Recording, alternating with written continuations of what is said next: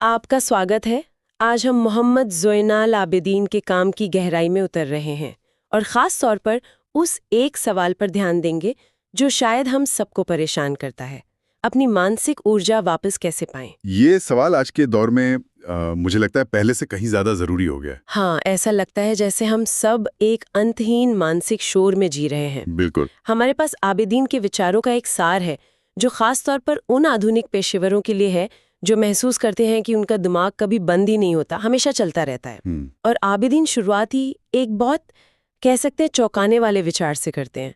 वो कहते हैं कि ओवर थिंकिंग यानी बहुत ज्यादा सोचना बुद्धिमानी नहीं है। हाँ, वो बुद्धिमानी या गहराई की निशानी नहीं है, बल्कि ये गलत दिशा में लगी हुई ऊर्जा है। एक तरह का मानसिक घर्षण, फ्रिक्शन। बिल्कुल, जो हमें आगे बढ़ने से रोकता है। ये एक बहुत ही शक्तिशाली विचार है क्योंकि ये हमारी पूरी सोच को ही जड़ से बदल देता है। सही है। यहाँ दिलचस्प बात यह है कि आबिदीन ओवरथिंकिंग को सीधे तौर पर डर से जोड़ते हैं। डर से? हाँ, उनके मुताबिक ये सोचने की कोई स्किल नहीं है जिसे हम बेहतर कर रहे हैं, बल्कि ये एक डर की प्रतिक्रिया है। अच्छा। पेशेवर लोग अक्सर गलत फैसले लेने, नाकाम होने या दूसरों की नजरों में बेवकूफ दिखने के डर से बचने के लिए विचारों के एक ही जाल में बार बार फंस जाते हैं। और ये डर सिर्फ बड़े जिंदगी बदलने वाले फैसलों का नहीं होता है ना? नहीं, बिल्कुल नहीं। कई बार तो एक जरूरी ईमेल का जवाब देने में भी ये डर काम कर रहा होता है कि कहीं कुछ गलत ना लिख दें, और हम घंटों उसी के बारे में सोचते रहते हैं। आपने बिल्कुल सही पकड़ा।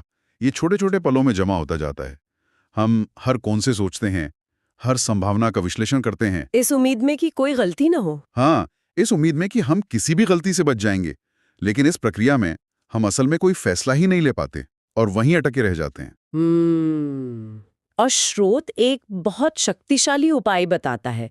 सिर्फ उस डर को पहचानने और उसे नाम देने से ही उसकी ताकत कम हो जाती है। सिर्फ नाम देने से। ये सुनने में तो बहुत आसान लगता है, ये काम कैसे करता है? देखिए, जब आप ये स्वीकार कर लेते हैं कि मैं इस प्रेजेंटेशन के बारे में इसलिए ज्यादा सोच रहा हूं क्योंकि मुझे अपने बॉस की आलोचना का डर है, या मैं इसलिए कोई फैसला नहीं ले पा रहा हूं क्योंकि मुझे नाकाम होने का डर है, बिल्कुल, तो आप उस अनियंत्रित भावना को एक तर्क के दायरे में ले आते हैं।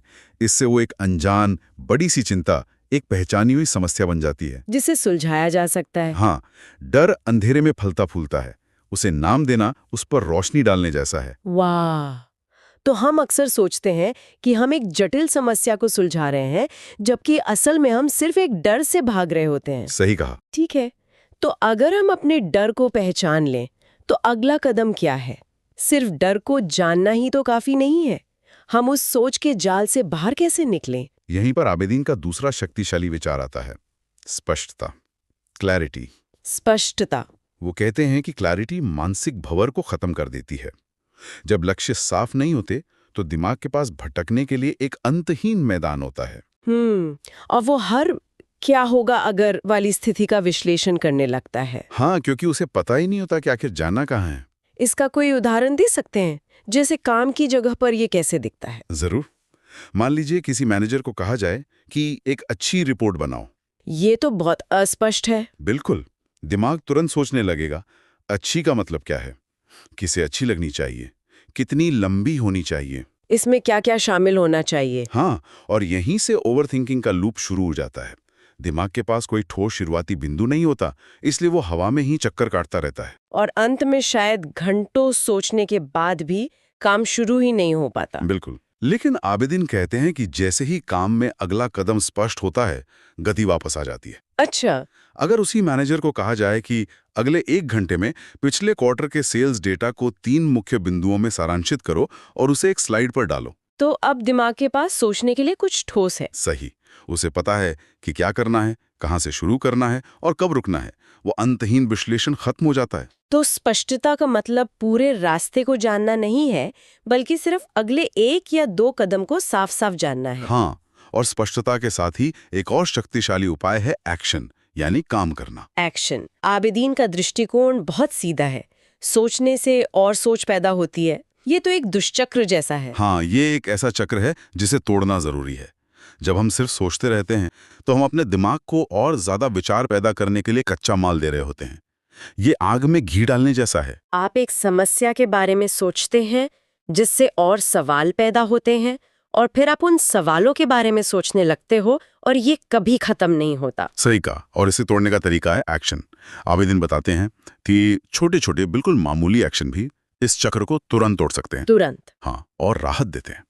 अगर आप किसी बड़ी प्रेजेंटेशन को देखकर चिंतित हैं, तो सिर्फ पावर पॉइंट खोलकर एक टाइटल स्लाइड बनाने जैसा छोटा काम भी आपको सोचने के मोड से करने के मोड में ले आता है। अच्छा, ये एनालिसिस पैरालिसिस का तत्काल इलाज है। तो इसका मतलब ये है कि हमें सिर्फ सोचना बंद करो कहने की कोशिश नहीं करनी चाहिए, जो लगभग असंभव है। हाँ, वो काम नहीं करता। बल्कि अपनी ऊर्जा को किसी छोटे से काम में लगा देना चाहिए। बिल्कुल, क्योंकि एक्शन एक फीडबैक लूप बनाता है जो दिमाग को बताता है कि हम आगे बढ़ रहे हैं, हम अटके हुए नहीं हैं। और वो छोटी सी प्रगति ही हमें आगे के लिए और ऊर्जा देती है। हाँ, समस्या का आकार छोटा लगने लगता है क्योंकि हमने उस पर काम करना शुरू कर दिया है। ठीक है, तो छोटे छोटे एक्शन लेने से हम एनालिसिस पैरालिसिस से बाहर आ सकते हैं। लेकिन कई बार एक्शन शुरू करने के लिए भी तो फोकस चाहिए, और आज की दुनिया में जहाँ हर तरफ डिस्ट्रैक्शंस हैं। हाँ, ध्यान बनाए रखना ही सबसे बड़ी चुनौती है। इस बारे में आबिदीन का क्या कहना है? ये बहुत महत्वपूर्ण सवाल है, और आबिदीन का जवाब फिर से हमारी सोच को चुनौती देता है। वो कहते हैं, फोकस पाया नहीं जाता, उसे ट्रेन किया जाता है, एक मांसपेशी की तरह। बिल्कुल, ये कोई प्राकृतिक उपहार नहीं है जिसे कुछ लोग पाते हैं और कुछ नहीं। ये एक मांसपेशी की तरह है। जितना आप इसका इस्तेमाल करेंगे, ये उतना ही मजबूत होगा। ये सुनने में दिलचस्प है। इसका मतलब क्या है? जैसे आप जिम में वजन उठाकर अपनी मांसपेशियों को प्रशिक्षित करते हैं, वैसे ही आप जानबूझकर अभ्यास करके अपने फोकस को प्रशिक्षित कर सकते हैं। स्रोत में एक ठोस उदाहरण दिया गया है। जो कर्मचारी अपने दिन में डीप वर्क यानी गहरी एकाग्रता वाले काम के लिए समय तय करते हैं, वे धीरे धीरे अपने ध्यान पर नियंत्रण वापस पा लेते हैं। मतलब अपने कैलेंडर में बाकायदा एक स्लॉट बुक करना, जैसे सुबह 10 से 11 बजे तक कोई डिस्टर्बेंस नहीं, कोई ईमेल नहीं, सिर्फ प्रोजेक्ट एक्स पर काम होगा। हाँ, बिल्कुल ऐसा ही। लेकिन ये कहना आसान है, करना मुश्किल। शुरू में तो मन 5 मिनट भी नहीं टिकता। आप सही कह रही हैं, और आबिदीन भी इस बात को मानते हैं। शुरू में ये मुश्किल होता है, शायद आप 15 मिनट ही फोकस कर पाएं। और फिर आप ब्रेक लेते हैं और दोबारा कोशिश करते हैं।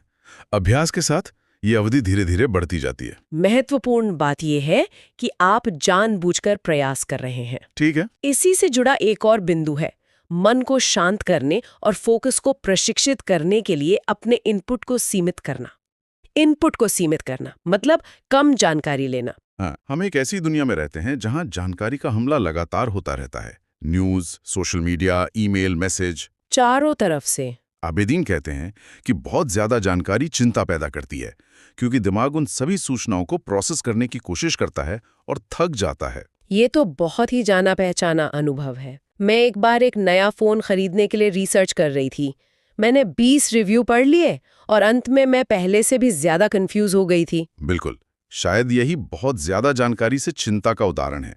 ज्यादा रिसर्च करने से स्पष्टता आने की बजाय और ज्यादा भ्रम पैदा हो जाता है। सही कहा। और स्रोत बताता है कि जो लीडर शोर कम करते हैं वे बेहतर सोच पाते हैं। इसका मतलब हो सकता है कि दिन में कुछ ही बार ईमेल चेक करना या गैर जरूरी नोटिफिकेशंस को बंद कर देना। हाँ, ये जानबूझकर अपने मानसिक वातावरण को साफ सुथरा बनाने जैसा है, ताकि आपका फोकस भटकने के बजाय जरूरी चीजों पर टिक सके। और ये सिर्फ बाहरी शोर कम करने की बात नहीं है ना?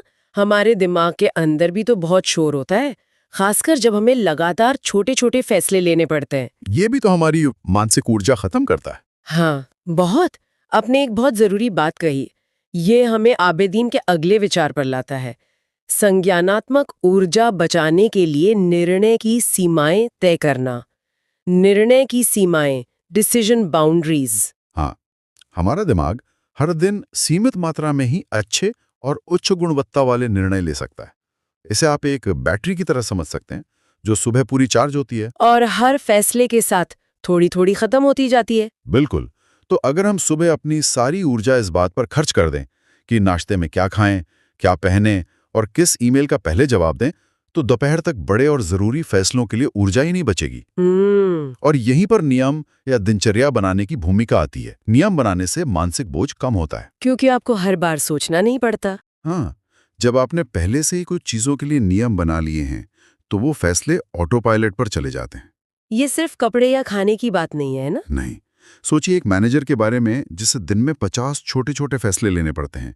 इस ईमेल का जवाब दें या नहीं, इस मीटिंग में जाएं या नहीं।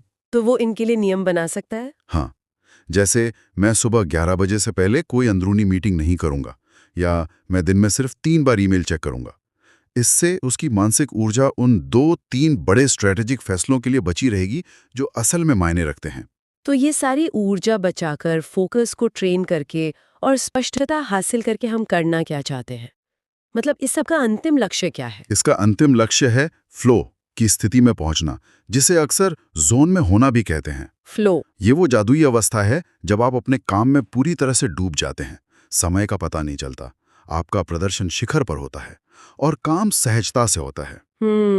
आबेदीन का कहना है कि फ्लो कोई रहस्यमयी चीज नहीं है, बल्कि ये सरलता से उभरता है। ये बहुत दिलचस्प है, क्योंकि हम अक्सर सोचते हैं कि ज्यादा प्रोडक्टिव होने के लिए हमें और ज्यादा चीजें करनी होंगी और ज्यादा तकनीकें इस्तेमाल करनी होंगी। हाँ, लेकिन यहाँ कहा जा रहा है कि इसका रास्ता सरलता से होकर जाता है। बिल्कुल, जब आपके काम की सूची छोटी होती है, जब आपके पास कम मीटिंग्स होती हैं, तो हर एक काम में गहरा उतरना संभव हो पाता है। फोकस एक साफ सुथरे अव्यवस्थित शेड्यूल में पनपता है। हाँ, जब आपका दिमाग 10 अलग-अलग दिशाओं में नहीं खिंच रहा होता, तो वो एक चीज पर अपनी पूरी ताकत लगा सकता है। लेकिन आज के कॉर्पोरेट कल्चर में फ्लो पाना इतना मुश्किल क्यों लगता है, जहां लगातार रुकावटों को, मल्टीटास्किंग को, व्यस्त दिखने को ही प्रोडक्टिविटी का संकेत माना जाता है। हाँ, आपका सवाल बहुत सटीक है।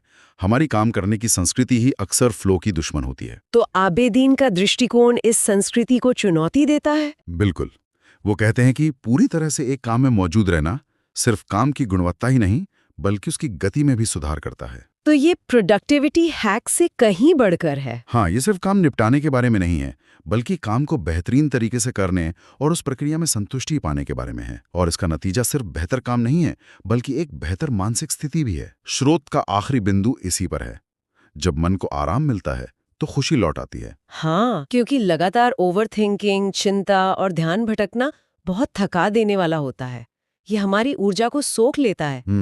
जब हम अपने दिमाग पर नियंत्रण वापस पा लेते हैं, जब हम शांत और केंद्रित होकर सोच पाते हैं, तो इसका असर हमारी पूरी शख्सियत पर पड़ता है। शांत सोच आत्मविश्वास, रचनात्मकता और भावनात्मक संतुलन को फिर से स्थापित करती है। हाँ, आप बेहतर फैसले लेते हैं, आप अपने आसपास के लोगों के साथ ज्यादा मौजूद रहते हैं और आप अपने काम से ज्यादा संतुष्टि महसूस करते हैं। तो ये केवल काम पूरा करने के बारे में नहीं है, बल्कि एक बेहतर मानसिक स्थिति में रहने के बारे में भी है। ये सब कुछ आपस में गहराई से जुड़ा हुआ है। निश्चित रूप से। और ये सिर्फ काम के बारे में भी नहीं है। जब आपका दिमाग शांत होता है, तो आप काम के बाद अपने परिवार और दोस्तों के साथ बेहतर ढंग से मौजूद रह पाते हैं। आप जिंदगी के छोटे छोटे पलों का आनंद ले पाते हैं। बिल्कुल, ये आपकी जिंदगी की क्वालिटी को सुधारने का एक तरीका है। एक शांत मन सिर्फ एक कुशल मन नहीं है, ये एक खुश मन भी है। तो आज हमने जो समझा है, अगर उसे समेटा जाए तो ओवरथिंकिंग गहराई नहीं, बल्कि डर पर आधारित एक मानसिक घर्षण है। ये हमारे दिमाग के पहियों में रेत की तरह है, जो हमें आगे बढ़ने से रोकता है। और इससे बाहर निकलने का रास्ता स्पष्टता से शुरू होता है। ये जानना कि अगला छोटा कदम क्या है, फिर उस पर एक्शन लेना, चाहे वो कितना भी मामूली क्यों ना हो। और इस प्रक्रिया को संभव बनाने के लिए अपने फोकस को एक मांसपेशी की तरह रोज प्रशिक्षित करना। हाँ, और ये सब कुछ एक केंद्रीय विचार पर आकर टिकता है, सरलता। अपने इनपुट को सीमित करके, अपनी दिनचर्या को पहले से तय करके और एक समय में कम चीजों पर ध्यान केंद्रित करके हम उस शांत और केंद्रित स्थिति को फिर से हासिल कर सकते हैं, जहां हमारा सबसे अच्छा काम होता है और जहां हम सबसे अच्छा महसूस करते हैं। हम सोचने के लिए एक विचार के साथ समाप्त होते हैं, जो सीधे आबेदीन के काम के दिल से आता है। ओवरथिंकिंग गहराई नहीं है, ये एक तरह का घर्षण है। फोकस तब लौटता है जब स्पष्टता शांत एक्शन से मिलती है।